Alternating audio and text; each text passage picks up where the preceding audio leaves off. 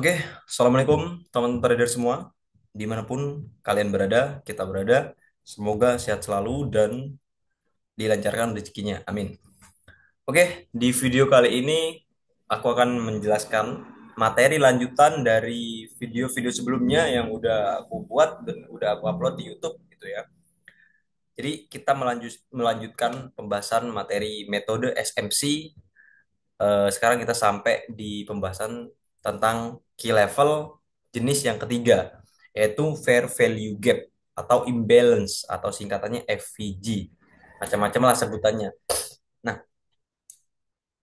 seperti biasa kita berangkat dari pembahasan materi dulu, definisi dulu. Secara teori apa sih arti dari imbalance atau fair value gap ini?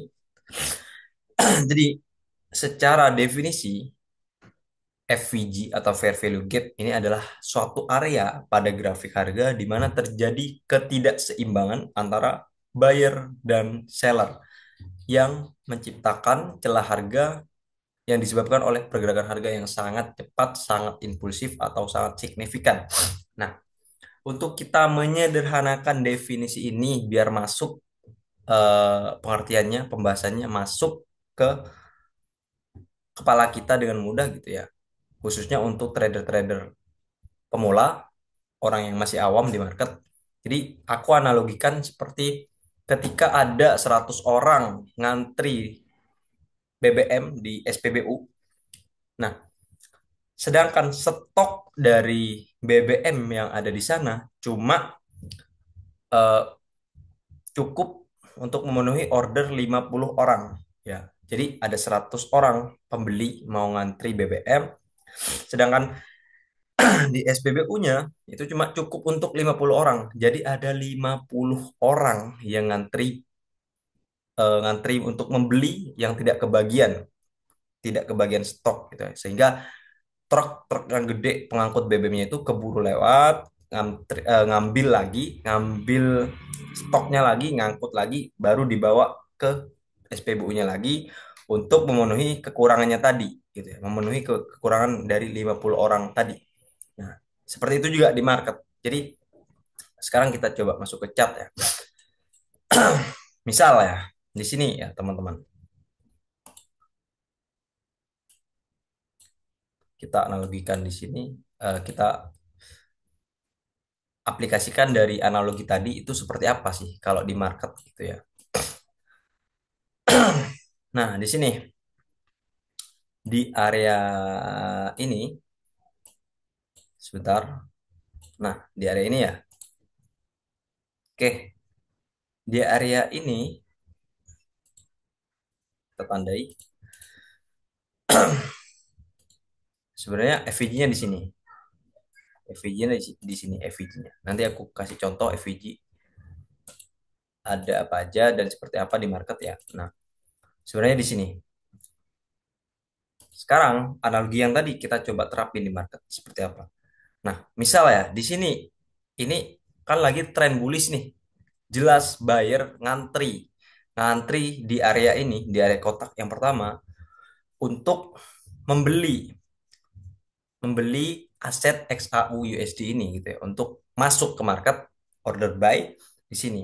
Tetapi karena dorongan tren yang sangat kuat ketika market berada di area ini, jumlah transaksinya itu nggak semuanya kebagian.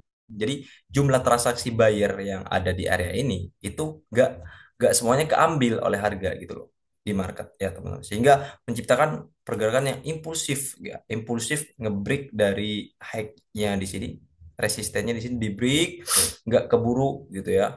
Nggak keburu maksudnya ordernya yang banyak di sini keburu duluan mendorong harga ke atas gitu ya. Sorry, pembahasannya agak belibet. Jadi di sini kan banyak orang yang mau ngantri buy nih ya. Setelah agak koreksi dikit di sini, dia akhirnya dengan sangat cepat langsung naik kencang gitu ya. Meninggalkan banyak order buy yang di sini gitu. Banyak orang yang masih belum kebagian antri buy di sini. Sehingga naik ke atas dulu. Menciptakan celah. Celahnya ini disebut dengan imbalance atau ketidakseimbangan atau fair value gap atau disingkat FVG. Nah, FVG ini fungsinya apa Bang? Kok bisa jadi key level juga di metode SMC? Nah, FVG gitu ya. Ini kan eh, merepresentasikan adanya jumlah order yang masih ngantri di bawah sini gitu ya, yang masih belum diambil oleh harga. Sehingga kita gunakan untuk mencari peluang ketika market berusaha ngisi lagi order yang di bawah ini gitu ya. Dia kan market kan ngasih kesempatan koreksi nih. Nah, jadi orang yang nggak kebagian order buy di sini bisa buy di sini gitu loh. Di area celahnya ini, fair value gap-nya ini adalah representasi dari banyaknya order yang secara signifikan gitu ya, secara signifikan mendorong market ke atas gitu, sehingga masih ada sebagian harga, sebagian order yang di sini belum terambil, sehingga market koreksi ngisi celahnya ini. Ini kan sangat lebar celahnya, ya kan? Nah, setelah ngisi dia naik lagi melanjutkan momentumnya gitu ya. Sini naik lagi kencang gitu. Jadi itu fungsinya di eh, di market, di real market gitu ya, di grafik chart gitu yang digambarkan oleh candlestick. Candlestick ini penemunya adalah orang Jepang, Homa ya, Munehisa Homa gitu ya. Dulu belum ada konsep candlestick gitu ya. Baru pertama kali ini abad ke-18 seorang pedagang menemukan gitu ya, menemukan konsep candlestick yang kita kenal seperti sekarang gitu. Nah, kita balik ke chart gitu ya. Ini contoh pertama FVG. Sekarang kita apa namanya? Berangkat dari pemahaman yang sama, kita coba cek di setiap kondisi gitu ya. Kita lihat FVG yang berpotensi untuk diisi lagi, di retest lagi oleh. Nah, kita lihat di sini, teman-teman. Di zona ini ya, di zona ini sangat banyak support nih, atau kita sebut demand lah ya. Ini pas NFP kemarin, NFP bulan Agustus, kita dapat buy di sini juga. Nah, di sini kan numpuk nih order, sorry, para buyer numpuk di sini karena market berada di area demand nih. Jadi banyak sekali orang yang menunggu peluang buy di sini atau bahkan udah order buy stop atau buy limit gitu ya. Tapi di market itu tidak semuanya terambil, teman-teman. Tidak semuanya terambil. Oke lah kalau trader retail kayak kita. Enggak bang, kok aku tiap entry dapat terus. Ya, kita trader retail yang uangnya nggak seberapa, teman-teman. Di market itu yang transaksi nggak cuma ratusan orang, nggak cuma ribuan. Ada miliaran orang di seluruh dunia. Apalagi pas waktu event-event, sorry bukan event, news besar NFP. Ya, itu sangat banyak orang yang memanfaatkan momentum tersebut atau bahkan juga hedge fund institusi gitu ya, perusahaan yang modalnya gede, modalnya jutaan dolar gitu ya. Di sini kita lihat pas waktu market di area ini dia signifikan ya, signifikan bullish gitu, meninggalkan celah di sini teman-teman, gap ya di sini. Gapnya ini secara teori akan diisi dulu baru market lanjut naik lagi gitu ya. Ini kan sangat kelihatan nih gapnya nih, ini kan naik kenceng ya, habis dari area ini sebenarnya masih ada ranging, terus dia ngedorong market ke atas, lanjutkan tren bullish. Habis itu apakah langsung tembus-tembus ke atas? Enggak kan, ada koreksinya. Koreksinya ini ke area mana? Ke area ngisi FVG tadi gitu, ngisi celah yang ditinggalkan oleh pergerakan yang sangat signifikan gitu ya, sehingga market balik lagi. Kalau dianalogikan seperti POM tadi, truknya habis ngisi SPBU, tapi stoknya nggak cukup untuk kebutuhan 100 orang, hanya bisa 50 orang, sehingga truknya itu balik lagi. Truknya keluar dari SPBU, ya anggap ini SPBU-nya keluar dari SPBU, habis eh, ngambil ngambil stok lah ini di luar gitu ya, di Pertamina, habis itu balik lagi ke SPBU-nya buat memenuhi order dari 50 orang yang tadi nggak kebagian buy di bawah sini, sehingga dia bisa nih masuk lagi di market di area ini gitu, sehingga orang yang 50 tadi kurang bisa dapat jatah gitu loh. Jadi nggak sia-sia dia nunggu di SPBU-nya gitu. Itu secara analogi kasarnya lah gitu loh. Kalau agak susah memahami di market tentang konsep FVG, contohnya kayak gitulah. Ada order atau pergerakan market yang sangat impulsif sehingga ada sebagian besar masih belum dapat entry-nya, market balik lagi ngisi celahnya ini sehingga pas waktu retestnya ini kita bisa tunggu di area-area FVG-nya ini baru dapat momentum follow trend-nya lagi. Di sini kan celahnya sangat lebar itu. Nah, ini FVG ya. Oke, jadi itu ya. Untuk bentuk FVG itu ada dua ya teman-teman ya. Ada fair value gap bullish. Nah, ini contohnya fair value gap bullish, ada bearish gitu ya. Nih, bullish FVG dan bearish FVG. Bedanya apa ya? Bedanya pas bullish fair value gap berarti momentumnya naik gitu kan. Kalau bearish fair value gap momentumnya turun gitu. Jadi kalau bullish fair value gap kita nunggu retest ke bawah, nunggu seperti ini kan retest nih. Ini kan retest ke bawah, baru kita tunggu masuk di area ini untuk ikut follow trend naiknya. Kalau yang FVG bearish, jadi kita nunggu market balik ke atas gitu ya. Nah, seperti ini nih teman-teman. Ini kan FVG sebenarnya nih. Kalau kita coba turunkan ke time frame lebih kecil, di sini nih. Ya, ini FVG nih, lagi downtrend nih. Ya kan, ada celah nih. Pokoknya gampangnya ngelihat FVG itu susunan dari tiga candle. Ketika ada candle yang sangat panjang bodinya gitu ya, itu kita lihat di situ apa namanya, tandain di situ area-area FVG-nya gitu. Tapi pertanyaannya sekarang, apakah semua FVG itu pasti di retest, Bang? Apakah semua FVG pasti diisi lagi sama market? Jawabannya enggak ya, teman-teman. Cuma beberapa momentum aja gitu. Ada yang bisa ditembus ketika udah terjadi pembalikan tren.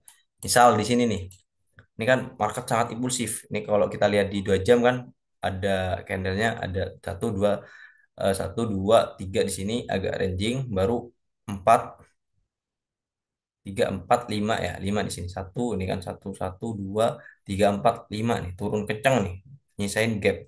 Sebenarnya FVG-nya juga ada di sini, sorry, cuma kan nggak sampai atas ya. Jadi kita lihat juga secara strukturnya digabungkan dengan konsep-konsep yang lain. Jadi nggak cuma pakai FVG doang, tapi di sini kita belajar area penting FVG untuk kita nanti gabungkan dengan konsep supply demand, dengan Fibonacci gitu ya, biar lebih akurat gitu, menambah data atau confluence untuk kita entry gitu sebenarnya. Nah, ini juga FVG nih sebenarnya.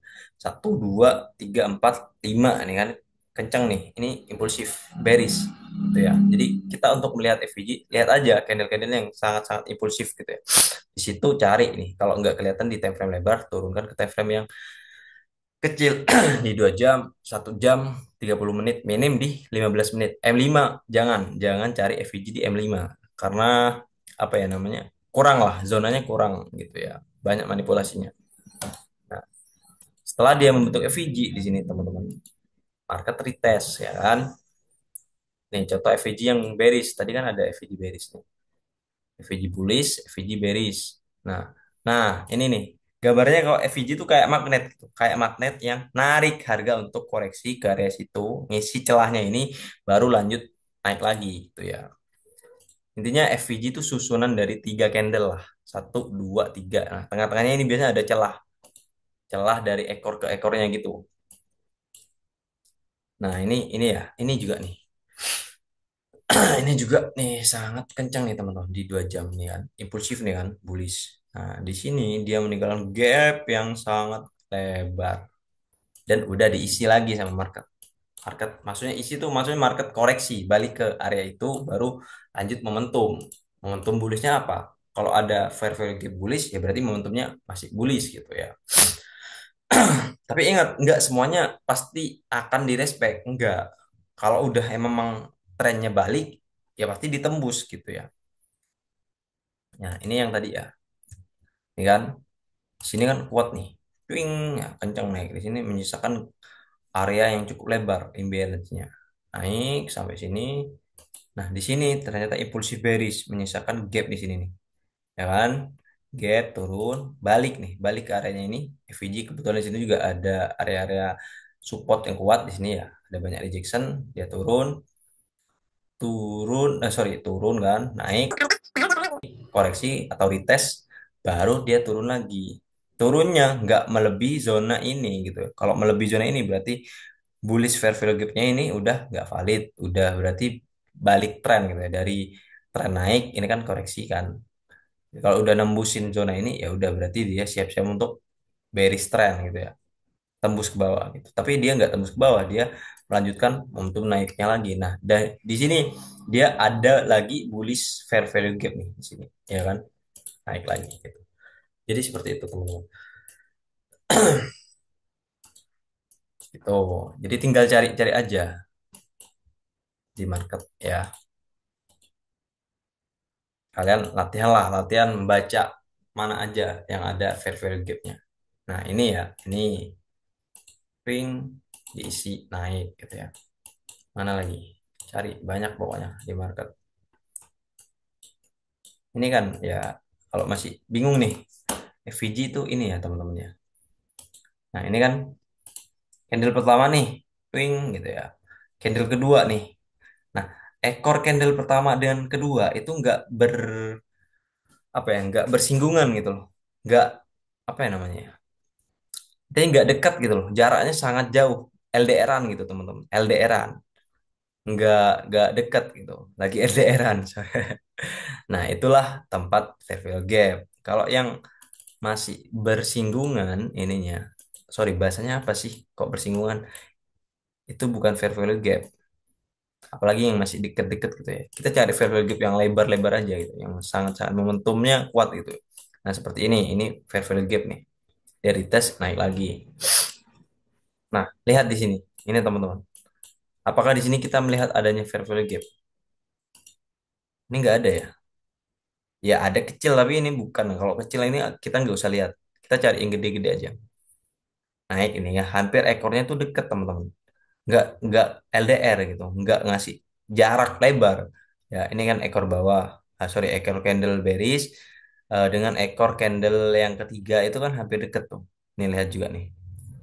Nah kalau yang ada fair value gap itu ekor candle, kalau fair value gap bullish kan berarti kan ekor candle yang atas gitu ya. Ini jauh jaraknya dengan ekor candle bawah, candle yang ketiga gitu loh. Ekor candle ketiga dengan ekor candle yang pertama itu jauh jaraknya. Jadi itulah tempat fair value gap. Kalau yang bullish, kalau yang bearish tadi kita contohin di sini. Nah, di sini ya. Ini kan candle pertama nih, candle kedua tuh sangat jauh kan. Ada gap yang sangat lebar gitu ya. Seharusnya market nih kayak gini nih teman-teman. Kalau yang balance, yang seimbang itu ekornya tuh hampir berdekatan nih. Coba lihat di sini nih. Satu nih. Candle keduanya ekornya deket, deket, hampir bersinggungan gitu ya. Intinya nggak bermusuhan gitu, nggak LDRan. Kalau yang LDRan nih lagi musuhan nih, candlenya nggak akur, jauh. Ekornya jauh nih. Lihat di sini kan balance. Nah ini juga ada nih teman-teman. Nih lihat. Kalau teman-teman jeli sebenarnya ya itu butuh jam terbang sih untuk mengenali zona-zonanya. Nah ini ya. Nih FVG nih di respect ya, di sini ada jebol dikit tapi kan nggak close body, ini kan cuma ekor, berarti di sini area manipulasi, area spek doang. Kalau orang yang entry sell di sini, misal entry sell langsung entry sell sini, stop lossnya tipis ya udah kesentuh. Tapi kalau stop lossnya dikasih jarak agak lebar, minimal ya di deket high yang ini ya, high yang di sini, taruhlah di sini misalkan 100 pip, nah aman ya. Yang di sini juga aman, nggak ada spek. Ini spek tapi habis itu dihantam lagi ke bawah, didorong lagi ke bawah gitu ya. Nah, itu contoh bearish fair value gap. Jadi candle pertama sebelum pergerakan impulsif di candle yang kedua itu ekor bawahnya jauh jaraknya dengan ekor atas dari candle bearish yang ketiga. Jangan kalau bullish fair value gap. Nah, ini ya. Nih, ekor candle pertama, ekor atas ya, ekor atas dari candle pertama sebelum candle kedua bikin pergerakan yang signifikan, bodinya gede gitu ya. Tuh dengan ekor yang ketiga jaraknya jauh ekornya. Nah, tadi contohnya nih di sini nih. Nih ya. Jadi kita tandainnya, markingnya itu dari ekor yang pertama ke ekor yang ketiga ini, yang di bawahnya ini. Bukan yang di sini ya, teman. Bukan. Bukan di bodinya, di ekornya aja gitu ya. Nah, ini fair value gap. Terbukti nih, naik ya kan? Naik, market naik ke sini, turun, baru lanjut naik lagi. Ngerites zona fair value gap-nya ini. Retest baru naik lagi. Itu. Itu contoh pengaplikasian dari fair value gap. Apakah kita hanya akan menggunakan momentum seperti itu, Bang? Kalau saya pribadi, SMC enggak ya, teman-teman. Untuk menambah win rate kita, menambah akurasi dalam entry, aku banyak menggunakan konsep gabungan. Karena SMC itu ya sebenarnya jika udah kita mempelajari basicnya, selebihnya itu pengembangan gitu ya. Improve, menggabungkan beberapa konsep. SMC apa sih sebenarnya? Smart money konsep itu memahami apa namanya jejak-jejak order dari institusi besar gitu. Jejaknya apa? Pertama ya order block, kedua fair value gap gitu ya. Digabungkan dengan konsep market structure gitu. Jadi seperti itu gambarnya kalau metode SMC. Market structure, bullish order block, bearish order block, atau supply demand, terus bullish fair value gap, bearish fair value gap, sama konsep gabungan yang ketiga, improve dari aku pribadi ya teman-teman. Hasil dari backtestku itu sama Fibonacci retracement itu. Sekarang kita coba lihat lagi yang bullish banyak contohnya ya. Karena lagi tren memang lagi XAU lagi bullish kuat. Sekarang kita ganti deh marketnya XAU terus. Coba cari di Euro USD. USD JPY nah di sini. Enggak, ini ada setup takut kena hapus. Tapi nggak apa ya udah nggak apa. Nah, ini teman-teman. Terlihat jelas ya di sini. Lihat mana yang fair value gap bearish. Kita lihat nih pergerakan impulsifnya. Ini candle kecil nih, candle pertama kecil. Sebelum candle kedua didorong ke bawah, downtrend, eh, turun impulsif atau signifikan, kenceng ya. Dari candle lihat nih, candle pertamanya kecil banget nih di sini nih. Sebelum akhirnya turun sangat kencang. Di sini menimbulkan celah yang cukup lebar. Inilah zona-zona FVG dan diri tes teman-teman. Ya, dia kan turun nih, ranging di sini, ranging, teng, teng, teng, teng, teng, teng, naik lagi ke atas marketnya, naik, jebol nggak ya, turun. Nah, jadi kemarin kita kalau kita mantau ya market USD JPY kita bisa ngambil nih trading di sini, karena berhubung kita banyakkan trading di XAU, jadi nggak kebaca momentumnya. Tuh, itu contoh yang di H4. Kalau contoh H1, sebenarnya fair value gap nih ada di time frame berapapun ada teman-teman ada, tapi ketika time frame-nya lebih kecil, misal di H1 atau H30, itu probabilitasnya sangat rendah. Probabilitasnya itu tidak setinggi ketika kita melihat momentum fair value gap di H4 atau di daily gitu ya, karena di H1 atau M30 itu biasanya kecil zonanya gitu. Jadi makanya kita mencari fair value gap di H4 aja. H4 ya oke lah bisa H1. M30, M15 ini cuma mencari konfirmasi selanjutnya gitu. Konfirmasi zona selanjutnya gitu. Konfirmasi tambahan untuk meyakinkan kita bahwa ini area yang sangat ideal untuk di retest oleh harga, diisi lagi gitu. Tapi patokan kita pakai H4 atau H1, patokan untuk melihat ya, menganalisa, marking lah, marking zonanya. Nah, nih lihat nih teman-teman. Sini nih ya. Ini fair value gap bullish nih, ya kan? Ini kan candle pertama nih, bearish. Terus candle kedua bullish, candle ketiga bullish kencang. Ada gap di sini nih. Wing, gap paling bawah. Ini FVG. Market tembus, wing, turun, nyentuh area tengahnya, area 50% dari FVG, baru naik lagi. Turun ke sini, naik lagi. Gitu ya. Nah, sekarang kita coba cari satu kali lagi ya teman-teman. Habis itu stop. Takut videonya terlalu panjang. Coba cari Euro USD. Kita cek di Euro USD. H4 Euro USD. Kita cari fair value gap. Nah, ini aku udah lihat nih, langsung baru buka market tuh aku udah lihat nih di sini nih FVG bearish, twing ya, masih terjadi banyak penolakan di sini. Market masuk nih ya. Ini kan candle pertama, candle kedua, twing kenceng ya, bearish, impulsif bearish, kenceng meninggalkan celah di sini. Kita marking, market turun, retestnya kita tunggu, baru entry sell. Turun nih, naik lagi ke sini, nggak kuat, jebol ke atas, turun lagi. Jauh teman-teman. Jadi kalau kita mau swing, sangat-sangat bagus ambil setup yang seperti ini. Misal kita udah tahu nih marking zonanya, oke, di sini ada fair value gap. Jadi ketika market naik lagi, retest ngisi ngisi celah yang kosong ini, aku mau entry sell misalkan. Dengan SL ku di hack yang ini berapa pip? 43 pip. TP-nya cari support yang di bawahnya. Nah, ini ada support nih. Nah, ini support. Support pertama, support kedua. Swing ya, tarik ke bawah. Kena support. Support pertama nih, kena di sini. Dapat. Itu contohnya, teman-teman. Jadi, nggak perlu dibuat bingung ya sebenarnya. Yang bikin bingung itu karena kita belum terbiasa, belum banyak latihan, belum ada jam terbang yang tinggi. Kalau udah jam terbangnya tinggi, semuanya terlihat sangat mudah trading. Yang susah itu ngontrol emosi. Itu ya, penyakit trader. Kenapa ada trader yang cepat berhasil di market, ada yang trader butuh waktu lama untuk bisa benar-benar profitable.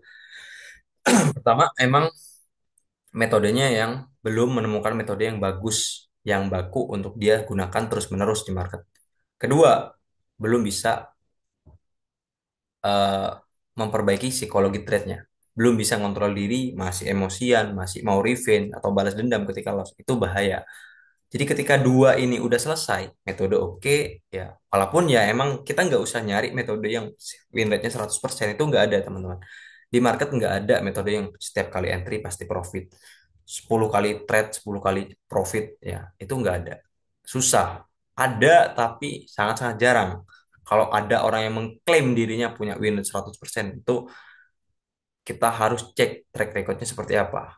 Kita bisa kita coba cek portofolionya seperti apa, kita cek di grupnya seperti apa gitu. Misalkan dia orang yang jualan kelas, tapi kalau orang yang mengatakan win rate 80%, 70%, 85%, atau bahkan 90% itu masih sangat masuk akal, masih sangat masuk akal menurut aku pribadi. Karena ya aku pribadi, teman-teman udah tahu ya, aku buka portonya, buka jurnal trade-nya, signalnya bisa di tracking di grup, win rate-nya 80% lebih gitu ya. Nah, di sini juga kita balik ke materi. Ini fair value gap. Wing, market naik ya. Menyisakan gap di candle yang kedua ini. Retest, lanjut naik. Sangat jauh, teman. Sangat jauh. Kalau kita buy di sini, ya dapat, maksudnya dapat momentumnya. Kita pantau analisanya, eh, marketnya gitu ya. Aku nggak bisa buka signalnya, maksudnya rekotan signalnya gitu ya, history trade di market ini, karena aku pribadi emang nggak entry. Jadi bukan nggak entry, maksudnya nggak banyak ngambil peluang di market mata uang, di pair gitu ya. Aku banyak trading di komoditas XAU USD. XAU itu komoditas ya teman, bukan pair. Pair itu pasangan mata uang artinya. Masa mata uang ya Euro USD, USD JPY. Nah, itu aku jarang teman-teman. Tapi bukan aku nggak trading, di suatu waktu aku trading ketika memang momentumnya pas. Tapi pas di sini itu nggak ada datanya, nggak ada aku ngambil entry di sini. Jadi aku nggak bisa tampilin di grup, di screenshot before afternya itu nggak ada. Tapi kalau di GOT aku banyak teman-teman, banyak karena emang aku pribadi tiap hari ngambil tradingnya di XAU. Kalau ada peluang euro, kalau ada di USD, JPY ya ambil. Nggak ada selain market tiga ini aku nggak ngambil. Kalau di kripto aku main di Bitcoin doang. Bitcoin, SAU ini pair favoritku ya. SAU, Bitcoin, Euro, dan USD BY. Selebihnya cuma buat pelengkap aja. Oke, mungkin itu aja ya teman-teman konsep FVG. Kalau teman-teman nanti kebingungan atau butuh penjelasan detail lagi, aku bakal bikin video part 2 untuk full bahas FVG ya. Nanti aku bikin video baru FVG dan penerapannya nanti sampai bikin setupnya seperti apa. Oke, semoga bisa dipahami dengan baik.